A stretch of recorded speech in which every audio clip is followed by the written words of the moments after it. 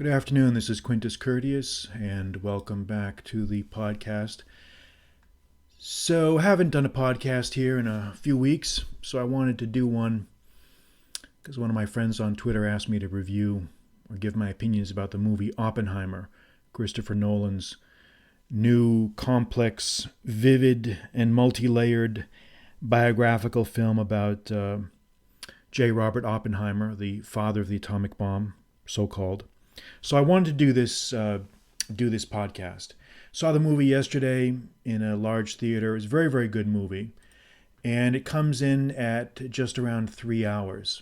Now, that may sound like a big time commitment, and it is. But I am going to try to make the case to you that this is time very, very well spent. Very, very well spent. And this is really one of those movies that I think that it's important to just do a little bit of background reading on Dr. Oppenheimer, just so you can familiarize yourself with who he is, what he did, and who the names of the famous personages are in this movie. The other physicists, so you know who you're going to understand the scenes and the drama between the players. You need to have a basic understanding of who Enrico Fermi was, Leo Szilard, Albert Einstein, obviously, Edward Teller, Louis Strauss. These Leslie Groves. You need to have a basic understanding of the era from the United States history from the 1920s up to the 1950s, because if you don't do that, you can still enjoy the movie, but you're going to miss out on some of the nuances.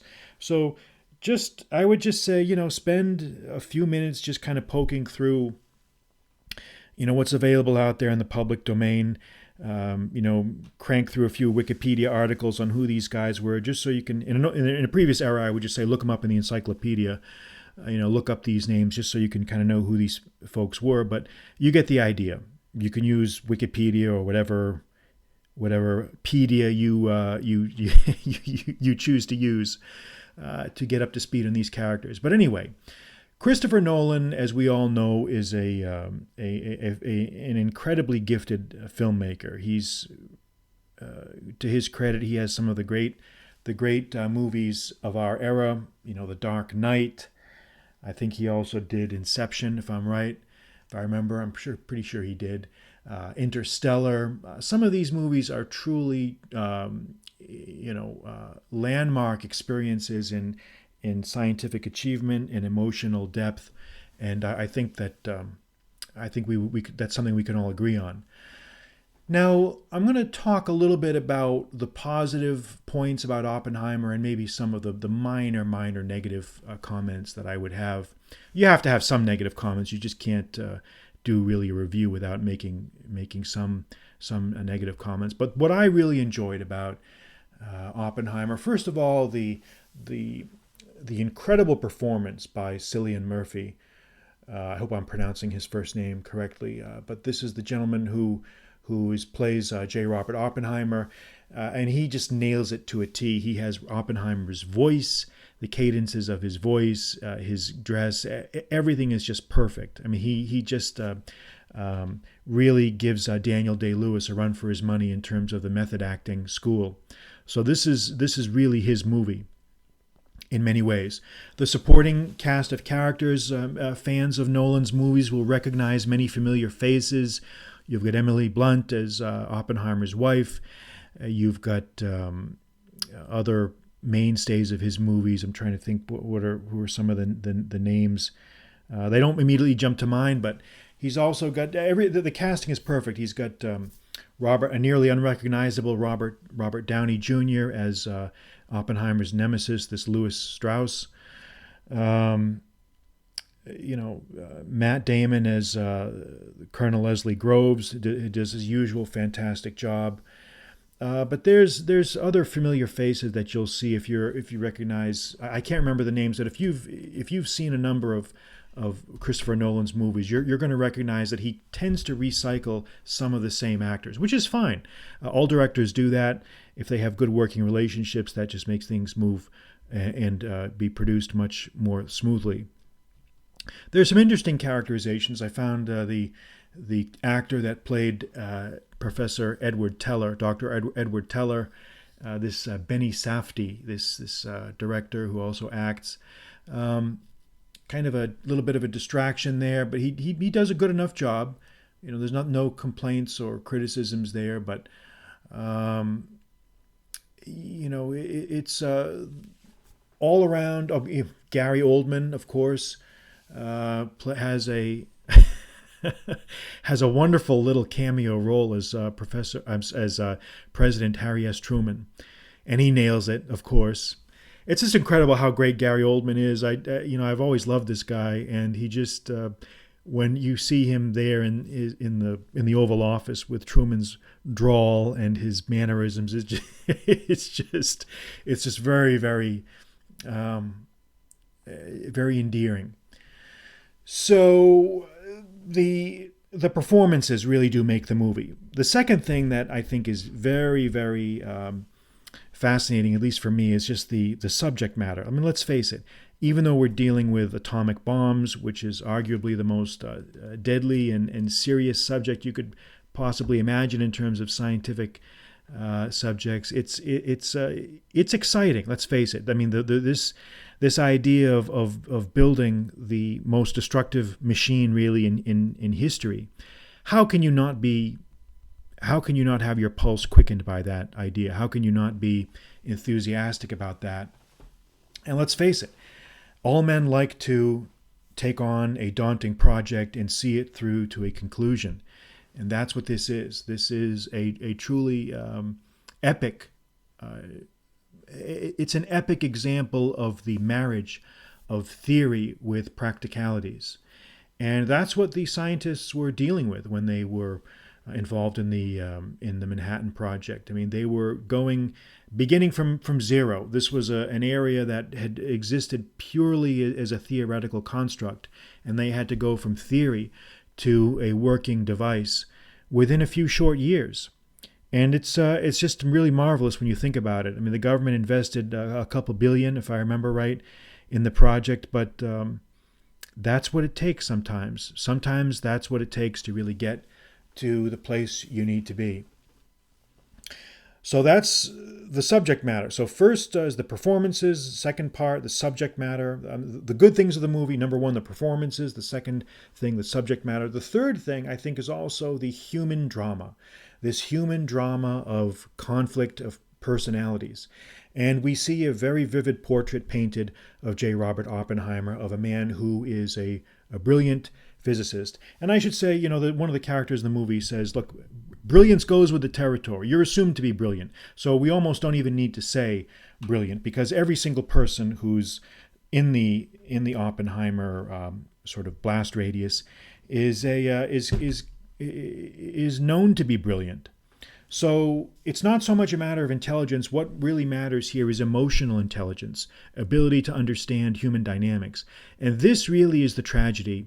This really is the Shakespearean or Greek tragedy aspect, a la, Euripides or Sophocles or Aeschylus, that this man failed in his own attempt to control himself and to master his appetites, his emotions, and to really understand the nature of human beings.